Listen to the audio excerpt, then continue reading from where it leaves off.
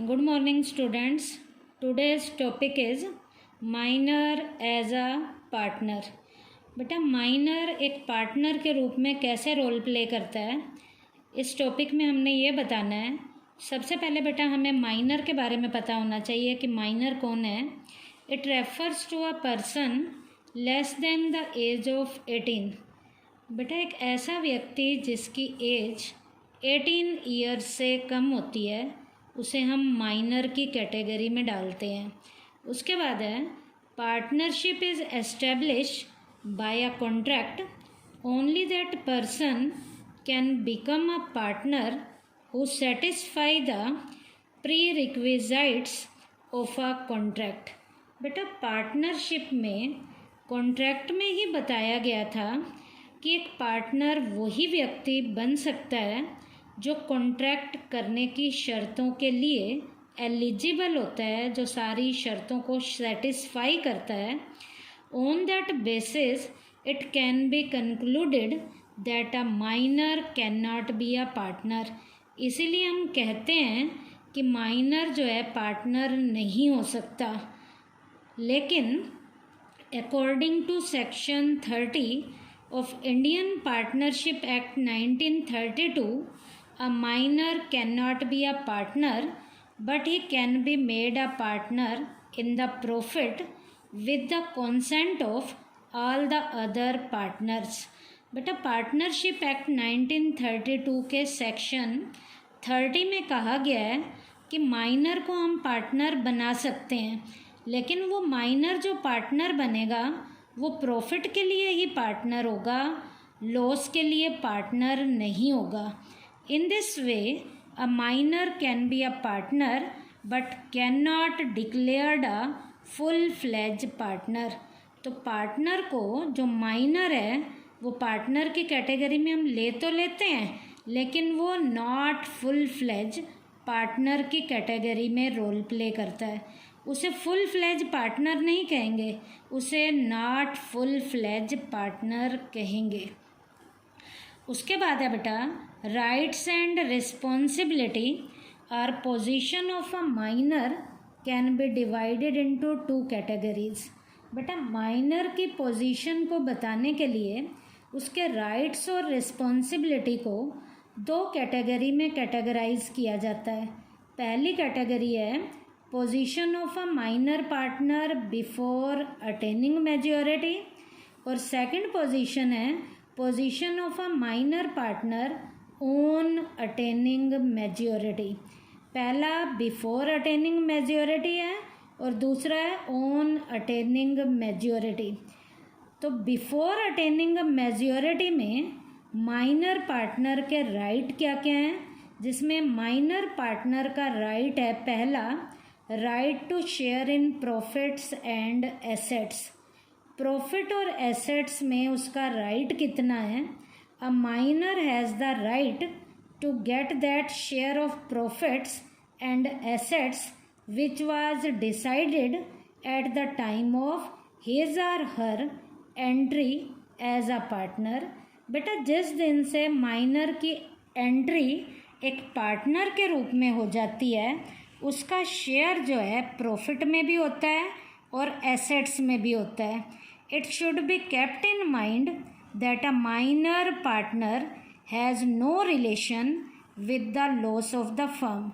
Minor partner का बेटा relation profit और एसेट से होता है, उसका रिलेशन लॉस से कभी भी नहीं होता। क्योंकि बेटा मैं बहुत बार बता चुकी हूँ कि माइनर को पार्टनर हमेशा प्रॉफिट के लिए लिया जाता है, कभी भी लॉस के लिए नहीं लिया जाता। उसके बाद है right to inspect the books of account. जितने भी अकाउंट्स की बुक्स हैं जो माइनर पार्टनर है उसके राइट में ये राइट उसे मिला हुआ है कि वो उन बुक्स की इंस्पेक्शन भी कर सकता है।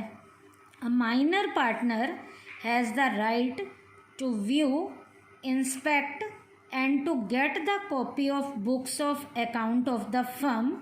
एक माइनर पार्टनर जो है जितने भी अकाउंट्स बने हुए हैं उनकी चेकिंग कर सकता है, उनकी इंस्पेक्शन कर सकता है, उन्हें देख सकता है और एक कॉपी को वो मंगा भी सकता है, but a minor in no case has an access to the books which contain secrets of the firm. Minor जो है एक चीज़ नहीं देख सकता, और वो क्या है, जो फर्म के सीक्रेट अकाउंट्स हैं उनकी जो बुक्स बनी हुई हैं उन्हें नहीं देख सकता।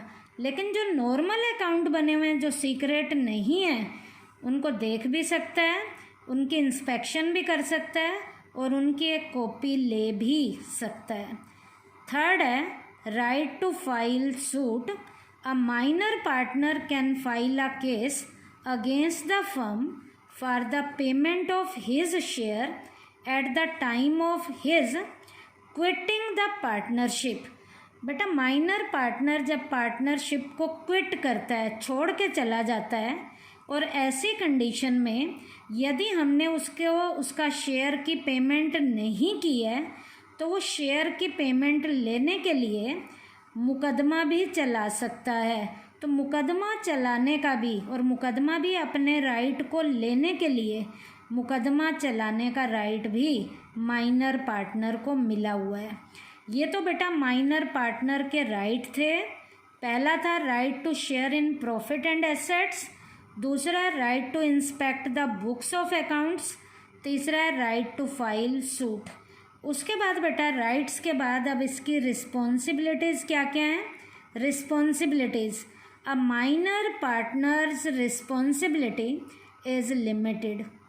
माइनर पार्टनर की बेटा रिस्पॉन्सिबिलिटी हमेशा लिमिटेड होती है। यहाँ लिमिटेड का मतलब है लॉस की रिकवरी उसकी पर्सनल प्रॉपर्टी में से नहीं की जाती। Only the extent of his invested capital in the firm while other partners of the final या first final have unlimited liability. जबकि जो दूसरे बाकी बचे हुए पार्टनर होते हैं उनकी लायबिलिटी अनलिमिटेड होती है, लेकिन माइनर पार्टनर की रिस्पॉन्सिबिलिटी में उसकी लायबिलिटी लिमिटेड होती है। तो ये तो कंडीशन थी बेटा हमारा position of a minor partner before attaining maturity. अब बेटा उसके बाद है position of a minor partner on attaining maturity. बेटा मैच्योरिटी को जब वो अटेन कर लेता है तो माइनर की पार्टनर के रूप में पोजीशन क्या है। It can be divided into two categories. On attaining majority में भी उसकी कंडीशन को दो कैटेगरी में कैटेगराइज किया गया है। पहला, when elect to remain a partner, जब वो पार्टनर के रूप में चुना जाता है और पार्टनर रहना चाहता है। और दूसरा, when elect not to remain a partner, जब वो पार्टनर दोबारा से रहना नहीं चाहता। तो जब वो रहना चाहता है, इन दिस केस, इस केस में उसकी क्या क्या जिम्मेवारियां हैं। His liabilities will be unlimited. अब उसकी लायबिलिटी अनलिमिटेड हो जाएगी। अनलिमिटेड का मतलब लॉस की रिकवरी उसकी पर्सनल प्रॉपर्टी में से की जाएगी। उसके बाद he will also get a share in the losses along with the profits. पहले वो माइनर था, लेकिन अब माइनर से वो अडल्ट बन चुका है और अब वो एक नॉर्मल फुल फ्लेज पार्टनर के रूप में रोल प्ले कर रहा है। तो अब लॉस में भी उसका शेयर, जैसे प्रॉफिट है, प्रॉफिट में है, अब उसका शेयर लॉस में भी उसका शेयर होगा। Third, he will be responsible for the acts of the firm made during his tenure of minority will respective affect. अब बेटा उसकी हर एक तरीके की जिम्मेवारी माइनॉरिटी के रूप में, माइनर के रूप में नहीं होगी। अब बेटा एक फुल फ्लेज पार्टनर के रूप में उसे अब सारी अपनी रिस्पॉन्सिबिलिटी को निभाना पड़ेगा। तो ये तो उसकी पोजीशन थी ऑन अटेनिंग मेजॉरिटी में, when he elect to remain a partner, जब वो पार्टनर के रूप में रहना चाहता है और उसका चुनाव होता है। दूसरी कंडीशन थी when he elect not to remain a partner. अब बेटा माइनर अडल्ट बन चुका है, और वो अब पार्टनर नहीं रहना चाहता, इन दिस केस, इस केस में उसके क्या क्या राइट हैं, उसकी क्या रिस्पॉन्सिबिलिटी हैं। पहला, his right and responsibility will be of a minor till the date of public notice. उसकी सारी जिम्मेवारियां माइनर के रूप में तब तक ही रहेंगी जब तक कि उसने पब्लिक को नोटिस नहीं दिया। दूसरा, he will not be responsible for any act of the firm after giving public notice. Public को नोटिस देने के बाद अब उसकी किसी भी तरीके की कोई भी जिम्मेवारी नहीं रहेगी, क्योंकि वो पब्लिक को नोटिस दे चुका है। उसके बाद अब उसकी रिस्पॉन्सिबिलिटी सारी ख़त्म हो जाएगी।